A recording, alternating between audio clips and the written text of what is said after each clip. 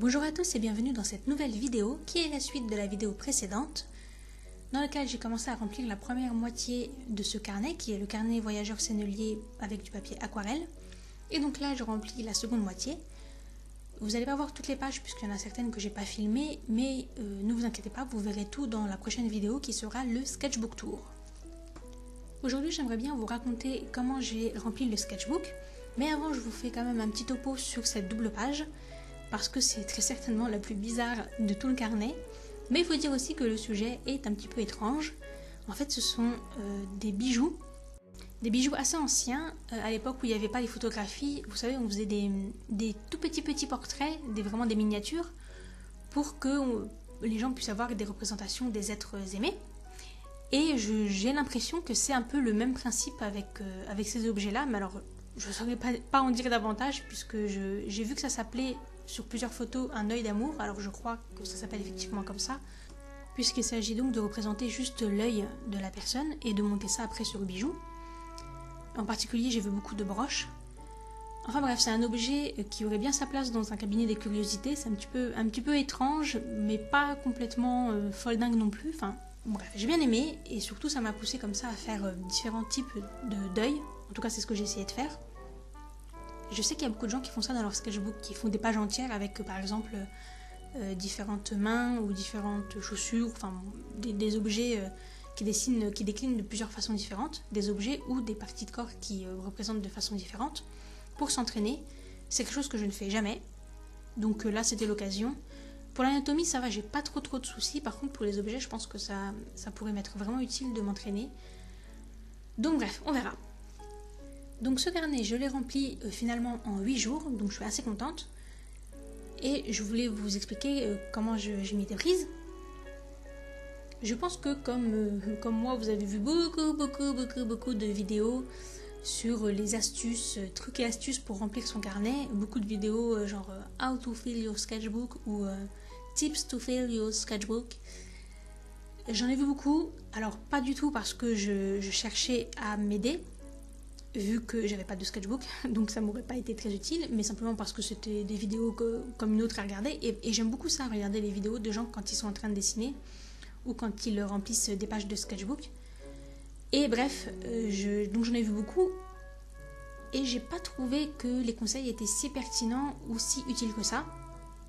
Mais j'ai quand même beaucoup aimé celle de Mini Small. Mini Small est une artiste, une youtubeuse très connue que moi j'ai commencé à suivre. Alors elle a un style réaliste qui n'a rien à voir avec mon univers à moi. Donc en soi je suis pas fan du style en lui-même, mais elle fait des façades d'immeubles que j'aime vraiment beaucoup. C'est ce que j'aime le plus dans son travail, c'est ses immeubles. Et sinon j'aime beaucoup ses vidéos parce qu'elle les édite hyper bien. Elle fait vraiment des très jolies vidéos, toujours limpides, toujours bien faites. Donc bref, elle a fait une petite série qui s'appelle 30 façons de remplir un sketchbook. Et c'est une série donc de 30 petites vidéos qui font 5-6 minutes à chaque fois. Donc c'est assez sympa à regarder, ça va assez vite. Et à chaque fois, elle utilise une idée différente. Donc par exemple, elle va faire tantôt des poses de corps entier hyper rapides, avec une limite de temps, un chronomètre. Et tantôt, elle va faire à l'inverse un portrait hyper détaillé pour lequel elle prend tout son temps, voilà, tranquille.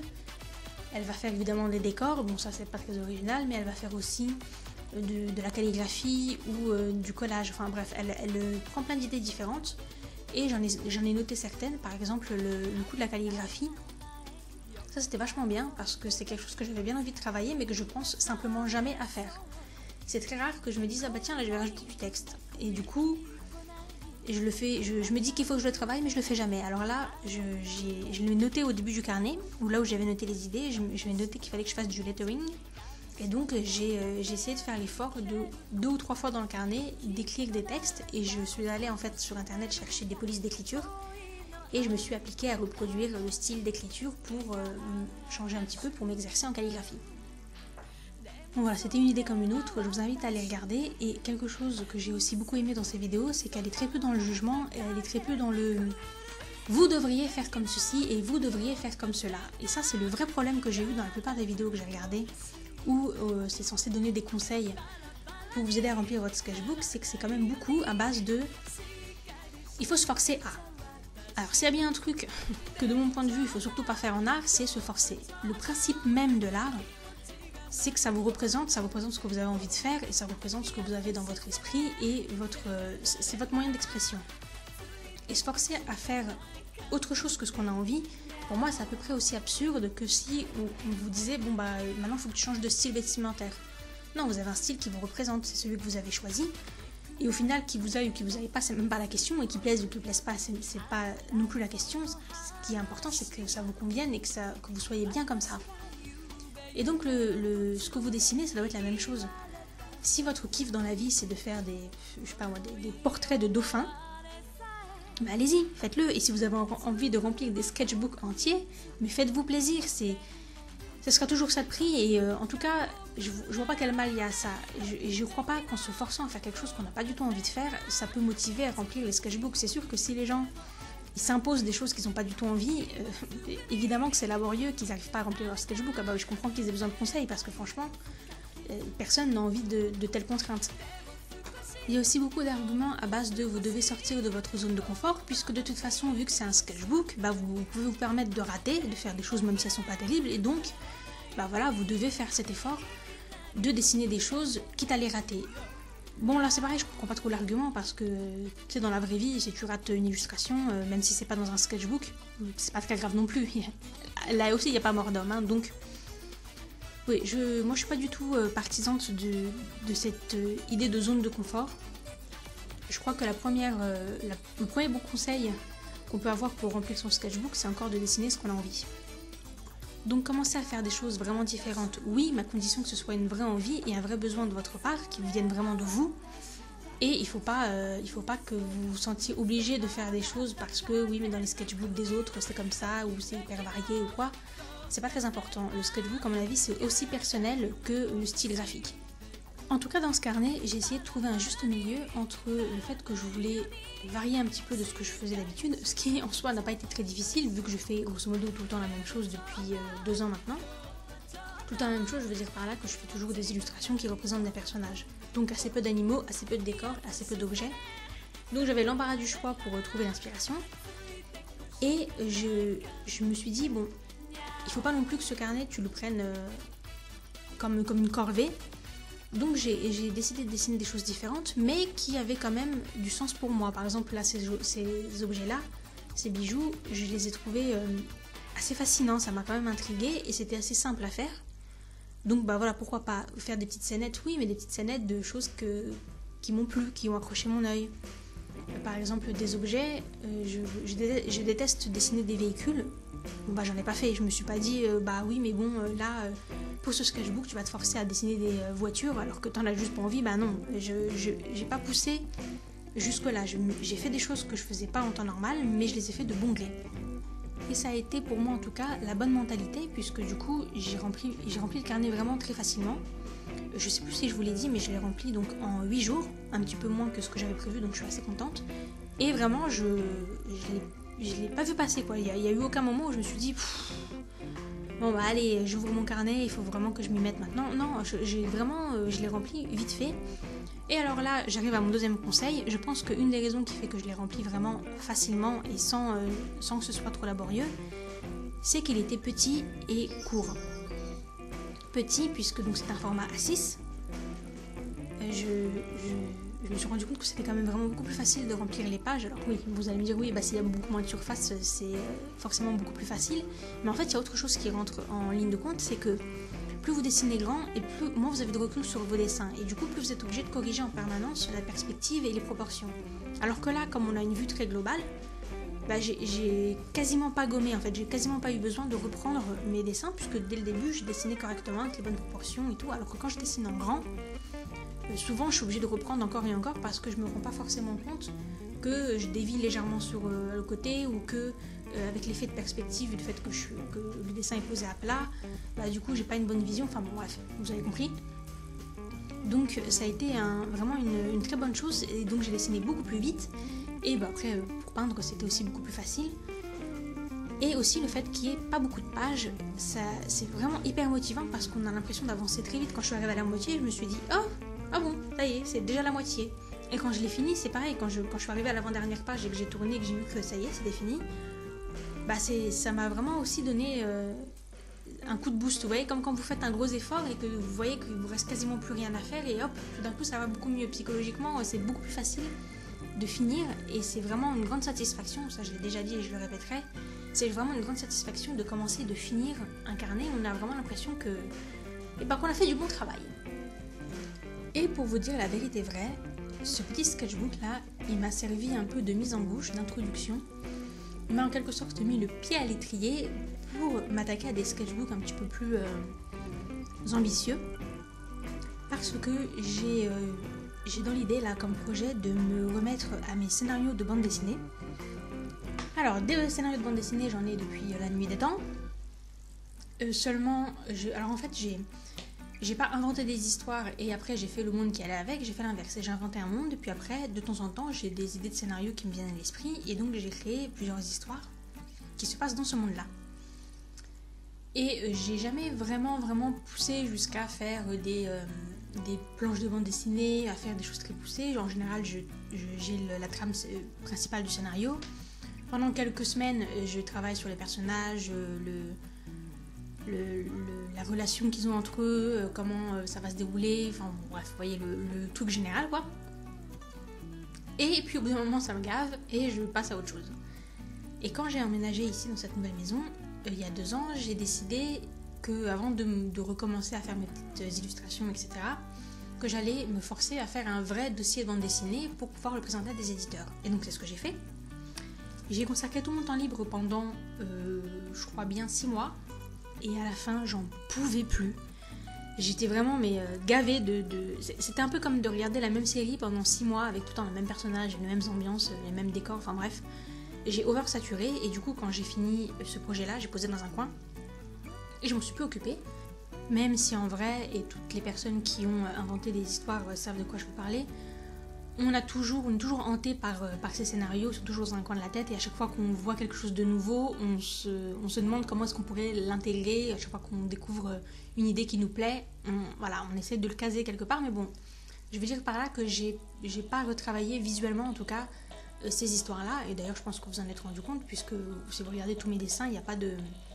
En fait, j'ai fait l'extrême inverse. Je suis partie dans l'extrême inverse. J'ai plus voulu dessiner plusieurs fois le même personnage. J'ai fait que des choses complètement différentes, sans continuité.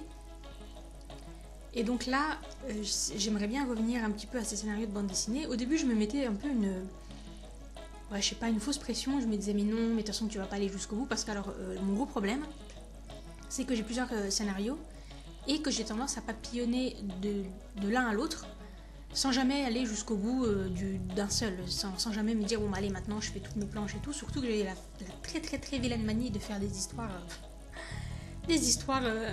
interminables avec ce 150 tomes, enfin bref, à chaque fois c'est complètement démesuré et irréalisable, mais bref, donc là je m'étais dit tu vas encore pas aller jusqu'au bout et tout, puis finalement je me dis mais et après, quelle importance? Au fond ce qui compte c'est que ça me pousse à dessiner et à faire des choses complètement différentes. Puisque, et c'est là que je voulais en venir, quand vous avez un scénario, et c'est à mon avis vraiment ce qu'il peut y avoir de plus motivant dans tout ce que vous pouvez trouver comme source de motivation, vous devez intégrer tout le concept qu'il y a autour de ce scénario. Et même si vous inventez juste un personnage, juste par exemple un OC, et bien ce personnage, il va falloir le situer dans le temps. Et si c'est un personnage qui vit au Moyen-Âge, ou dans le futur, ou dans un monde imaginaire, vous n'allez pas l'habiller de la même façon. Je parle des vêtements, mais on pourrait donner d'autres exemples. C'est pareil pour les accessoires, pour les décors, pour la façon dont il va se comporter, etc. Et donc c'est vraiment le meilleur moyen de travailler, mais de travailler des choses différentes en faisant dans la bonne humeur et en étant hyper motivé, c'est quand on travaille pour des choses qui nous habitent, qui vraiment font partie d'un projet entier, et c'est mon cas en tout cas. En ce qui me concerne, ça marche vraiment bien, puisque du coup, là j'ai commencé, après ce carnet-là, j'ai commencé un sketchbook un petit peu plus balèze, mais vous verrez ça, alors pas dans le prochain 3,5, mais dans celui encore d'après. Et donc un sketchbook beaucoup plus important, beaucoup plus gros, c'est un format A4 et il a beaucoup plus de pages, c'est un vrai sketchbook. Et déjà là, les premières pages que j'ai remplies, alors on verra combien de temps je tiens, mais en tout cas là, j'ai commencé à faire des personnages, à choisir les vêtements. Alors ça, je m'éclate en ce moment à choisir le style vestimentaire de mes personnages.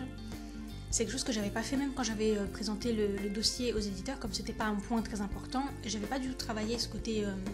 Vous savez, ça c'est le côté un peu qui nous fait plaisir, mais voilà, je m'étais pas dit quelle coupe de cheveux elle va avoir, est-ce qu'elle s'attache les cheveux comme ça, est-ce que de temps en temps elle fait comme ça, non. Voilà, j'ai présenté l'essentiel, j'ai travaillé que l'essentiel.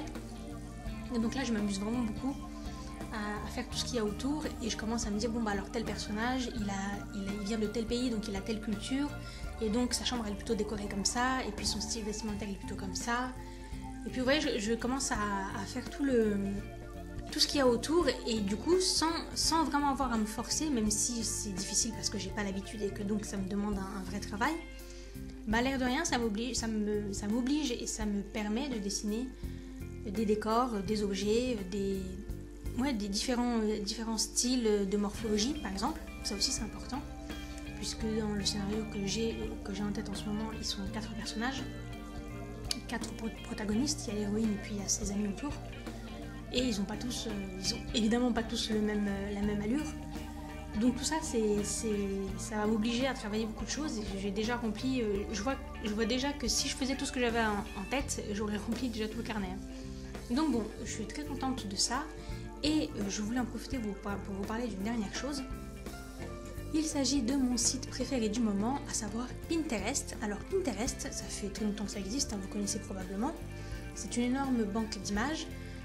Et je sais pas pourquoi, j'ai mis vraiment beaucoup de temps à m'inscrire. Alors que, en fait d'ailleurs je me suis inscrite, c'était même pas pour vraiment Pinterest, c'est plutôt que régulièrement je faisais des recherches d'images et à chaque fois je tombais sur des images Pinterest, mais je pouvais pas les consulter à moins de m'inscrire. Donc au bout d'un moment je me suis dit bon ok allez, j'ai créé un compte et je suis restée comme ça sans jamais toucher à ce compte là jusqu'à assez récemment où j'ai commencé à enregistrer des images et là depuis que j'ai vraiment décidé de me remettre à dessiner plein de choses différentes et notamment pour ce carnet, Pinterest c'est une source inépuisable d'inspiration. Franchement je comprends pas quand les gens disent ah bah je sais pas quoi dessiner et je me dis mais comment c'est possible. Pinterest, alors avant j'utilisais surtout Tumblr mais comme ils ont changé récemment leurs paramètres et la façon dont ils censurent qui est devenue complètement excessive, maintenant ils font comme Facebook en fait, il y a un espèce d'algorithme qui repère toutes les images soi-disant érotiques ou choquantes ou quoi et ils suppriment, alors que ce soit de l'art classique ou que ce soit même totalement hors sujet, ils s'en foutent, ils suppriment.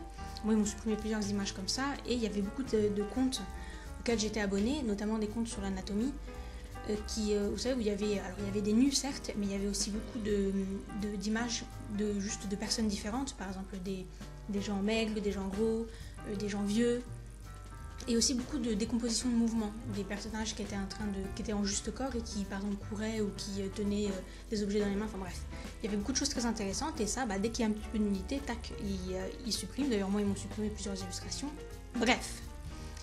Donc j'ai commencé à me détourner de Tumblr et par défaut je suis arrivée sur Pinterest, mais Pinterest en fait c'est un gros intérêt que j'avais pas compris jusqu'ici, c'est qu'en fait c'est pas un réseau social. Moi je le voyais comme un réseau et en fait non, c'est juste du partage d'images, donc il y a tout le côté un peu personnel en moins et ça c'est quand même vraiment pas mal. Et tous les jours en fait Pinterest c'est comme YouTube, c'est comme beaucoup de plateformes de ce genre là, une fois qu'il a compris à peu près vos goûts, il vous propose automatiquement du contenu en rapport avec les images que vous avez déjà enregistrées.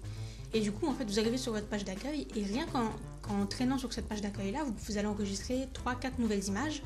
Et en plus, le site est conçu de telle sorte que chaque tableau que vous avez créé, donc par exemple, si vous avez créé un tableau sur, je sais pas moi, les chats, et à chaque fois que vous vous connectez à ce tableau-là, vous pouvez demander à ce qu'automatiquement, il vous trouve des nouvelles images. Donc c'est sans fin, en fait. C'est un espèce ouais, c'est vraiment, pour le coup c'est vraiment un réseau et ça m'est arrivé de passer comme ça 1 heure entière à sauter d'une image à l'autre parce qu'il m'entraînait comme ça au fur et à mesure.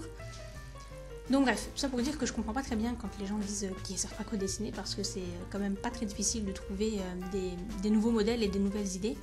Et d'ailleurs, pour info, j'ai créé dans mon tableau illustration, j'ai créé un sous-tableau qui s'appelle Sketchbook Concept, et qui est en fait rempli d'images de sketchbook. Alors je sais plus comment moi-même j'ai pas fait de recherche, mais je crois qu'à un moment je suis tombée sur une image, sur une illustration qui en fait était une page de sketchbook qui avait été prise en photo par l'artiste.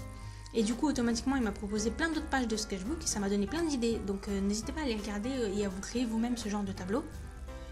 Sachez aussi qu'il y a beaucoup d'artistes qui mettent en lien leur compte Pinterest. Alors moi je pense pas tout le temps à le faire, mais là je vais essayer de le faire. Si vous cherchez mon nom, normalement vous devez tomber sur mon compte. Et ça aussi c'est une très bonne base. Si vous savez pas par où commencer, vous inscrivez vous abonnez en fait au compte de quelqu'un d'autre, et à chaque fois qu'il va mettre des nouvelles images, sachant que le but évidemment c'est de vous abonner au compte de gens qui ont un peu le même genre d'univers que vous. À chaque fois que la personne va enregistrer des nouvelles images, et il va vous les signaler, et du coup vous pouvez après vous-même consulter ces nouvelles images et décider de les enregistrer ou pas sur votre propre compte. Voilà, je pense qu'on a fait à peu près le tour. Donc si je devais résumer, ce qui a bien marché pour moi et qui j'espère peut vous donner des idées, c'est de prendre un sketchbook qui n'est pas trop imposant, de le remplir avant tout comme vous en avez envie et avec les choses qui vous plaisent. Et ensuite, si vous arrivez à trouver une source de motivation supplémentaire, comme par exemple un projet, un scénario, une bande dessinée, c'est encore mieux. Et n'hésitez pas à consulter et à engranger beaucoup d'images. Et ne laissez pas traîner de ces images. Alors là, je m'explique. Des images de décors, de petites scènes, de flore, de faune. J'en ai des dossiers, j'en ai des milliers. Mais vous savez, trop d'images tue l'image. J'en ai tellement enregistré qu'au final, quand je devais trouver quelque chose à dessiner, j'étais perdue au milieu de toutes ces images. Et là, j'ai décidé quand j'ai commencé ce sketchbook que tous les soirs, sur 10 images que j'avais enregistrées, j'allais en dessiner plusieurs. En tout cas, celles qui me motivaient le plus, je les dessinais tout de suite. Je ne les mettais pas dans un coin pour les dessiner 10 ans après. Et du coup, c'est comme ça que j'ai réussi à faire des décors, des portraits, des animaux, parce que, par exemple là, les serpents, le jour où je les ai enregistrés, je les ai dessinés. Sinon, je suis sûre que si je les avais mises dans un dossier, dans mon dossier reptile, et que j'étais plus revenue dessus, je les aurais jamais fait. Il n'y aurait jamais eu un moment où je me serais dit ah oui tiens tu te souviens les serpents la dernière fois, non, j'aurais laissé tomber, alors que là je l'ai fait tout de suite et j'ai composé mes pages comme ça. Donc voilà, n'hésitez pas à immédiatement vous servir de la matière que vous avez engrangée pour pas laisser trop traîner, parce que après on perd la motivation. Et même parfois, des fois moi j'enregistre des images et quand je les revois plusieurs semaines après, je me dis mais pourquoi j'avais enregistré ce truc là, j'arrive plus à savoir ce qui m'avait inspiré sur le coup, alors que très souvent je vois une image et je me dis ah oui tiens ça pourrait être une bonne idée pour... Enfin, ça peut être un détail hein, mais du coup comme je le fais pas immédiatement et qu'après ça traîne, quand je revois l'image je me souviens plus de ce que j'avais en tête à ce moment là. Et en tout cas c'est une erreur que j'ai pas commise avec ce carnet là. J'avais fait un dossier avec toutes les images, vous voyez, au lieu de les enregistrer tout de suite dans le bon dossier, j'ai fait un dossier avec juste mes images de la semaine, parce que donc ça m'a pris une grosse semaine à peu près de remplir ce carnet. Et je ne suis pas allée chercher d'autres images dans mes anciens dossiers ou quoi, je me suis contentée de ce que j'avais enregistré au jour le jour. Et c'est ce qui m'a permis d'avancer aussi rapidement. Voilà, j'espère que ces petits conseils pourront vous être utiles. J'espère que vous avez aimé les 3 doubles pages que je vous ai montrées dans cette vidéo. On se retrouve la prochaine fois pour le sketchbook tour. Et d'ici là, portez-vous bien. Bye!